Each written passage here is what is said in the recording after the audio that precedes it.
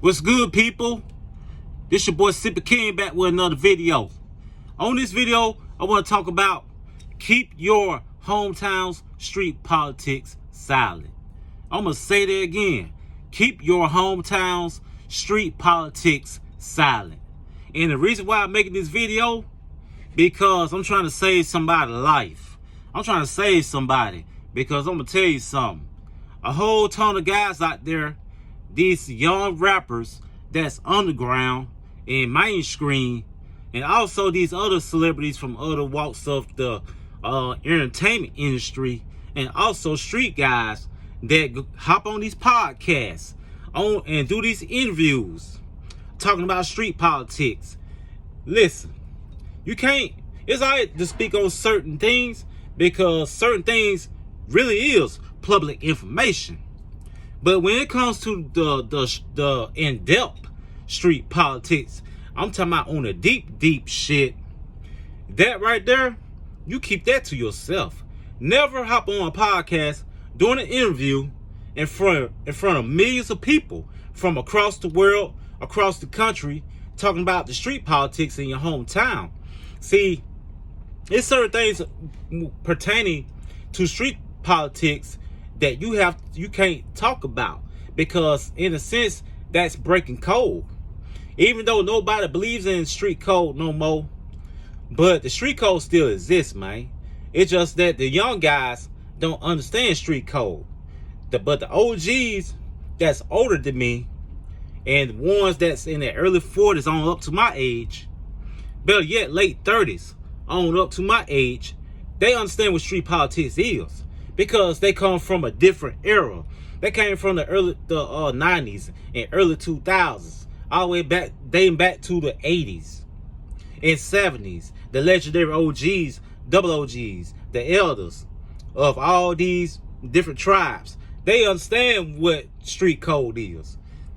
But you upcoming guys that's 13, 14 years old, just coming off the porch, all the way up to 18, 19, to 21 years old, y'all guys don't really understand street politics, because especially if you're in a rap game, man. See, this the thing. You can't mix the rap game up with street politics, because the rap game has nothing to do with streets or streets politics. The reason why, I'm finna explain why. The entertainment industry, the rap game is entertainment. It's just rap.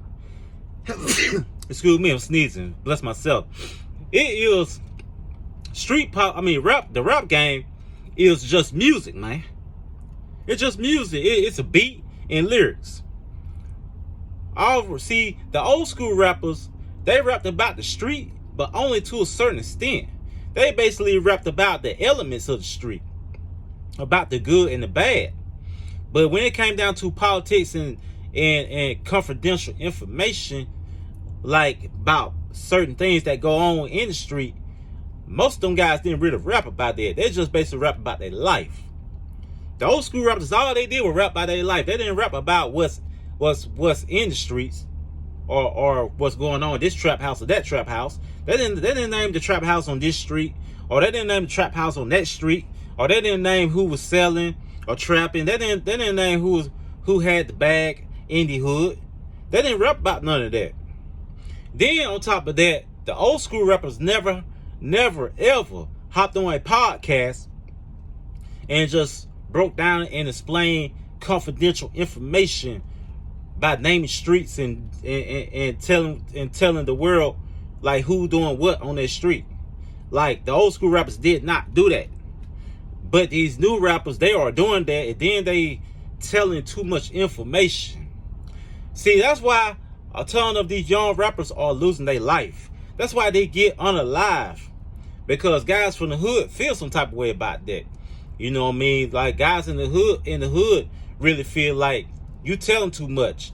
Because if you're on a podcast telling too much information about what's going on in your hood, in your city, on your block, or the trap house that on the block, well, better yet, the trap house that is on the block where you hang it, if you on a podcast talking about that and you explain it and break it down detail for detail, and you on the camera in front of millions of people and they watching, that's just, you might well go down to the police station and make the same statement. You know what I mean? Basically, in so many words, that's what you call dry snitching. And this comes from me because I know about dry snitching. Because I was in the streets at one time. I done seen niggas do that. I done heard niggas do that. You know what I'm saying? Because I listen. I listen to words being spoken. See that tongue, this tongue right here, that mouthpiece right here, it gets you in a whole ton of trouble. And the Bible say the tongue is sharper than a sword. So choose your words wisely and be careful what you say. Be smart about what you say. Anyway, if you feel me, hit the like and subscribe button. And for the record, share this video. Let all the youngsters, all the young guys watch this video, man. They need to hear this, man. And this comes from me. Because check it. Like I said, I mean, a lot of guys, they get on these podcasts.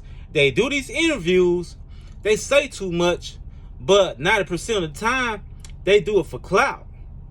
But you can't sit up here, get on TV, get on a interview on a podcast and just go to saying too much, or just say something to be saying something to make yourself shine or make yourself look good. Because in reality, it don't make you look good. It makes you look bad when you hop on a podcast speaking and saying too much about your city, your hometown, your hood. For long as anybody been watching me on my channel, have I said anything about Columbus, Mississippi, man? Have I made any statement about my hometown? I never said nothing about what's going on in my hometown, like who doing what on what block, who trapping, who doing this and who doing that. I never made a statement on that. Because check it, I don't know who doing it now, and I don't care. But even if I did know, I wouldn't tell nobody anyway. Because number one and foremost, that's dry snitching, man. That's dry snitching. Like, where they do that at, man? And a lot of guys don't understand the real definition of being a street guy or a street, nigga. But the real definition of a street guy, a real street soldier, is a man that get his money and focus on family and helps the community and support his family and keep himself out of trouble. But at the same time, a real street king gonna turn his dirty money into clean money. You know what I'm saying? My right hand. I'm not lying to y'all. A real street guy, a real street king gonna turn his dirty money into clean money, investing into a business, purchasing land, buying property, investing into stocks and bonds. That's what real street kings do in order to empower his community, to empower his family. That's what real street kings and street guys do. Real bosses do that. Like real bosses don't hop on platforms and do interviews telling everything that's going on in their city. That's why these guys are becoming unalive. Real street guys don't go for that, man. 75% of these street guys are not going for that. Even guys from my hometown, they're not going for that. You know what I'm saying? I don't care how much money you got. I don't care how successful you become. You're never too good for the hood. You're never too good for the streets. You're never too good for your hometown. You're never too good for the lower class, you know what I'm saying, or the guys in the trenches. Because what a lot of guys do, they forget where they come from. They turn around, get on the podcast, do an interview, run their mouth and say too much. They fuck around and say the wrong goddamn thing. Then on top of that, what make it worse, they don't even rock or feed the guys that they ran with in the street, in the trenches. They forget about those niggas. They forget about the niggas that put them on. See, that's why these guys are losing their life. By being disloyal, not respecting the game.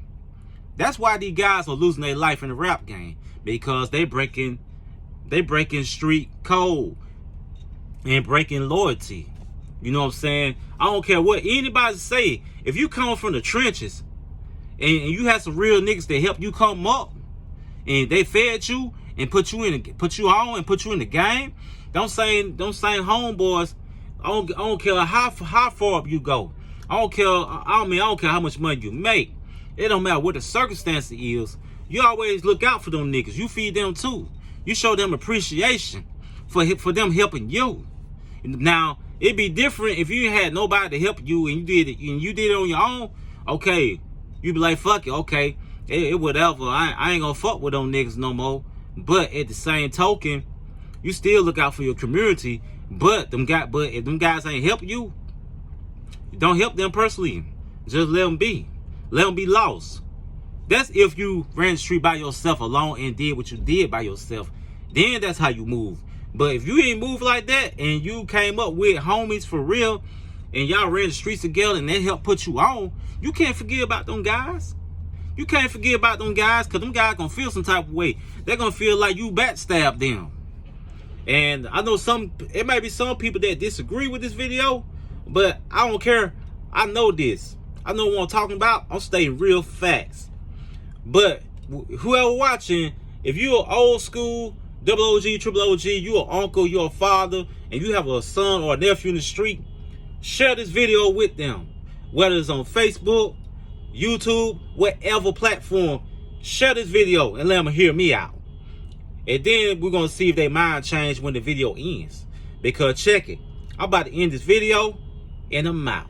Peace.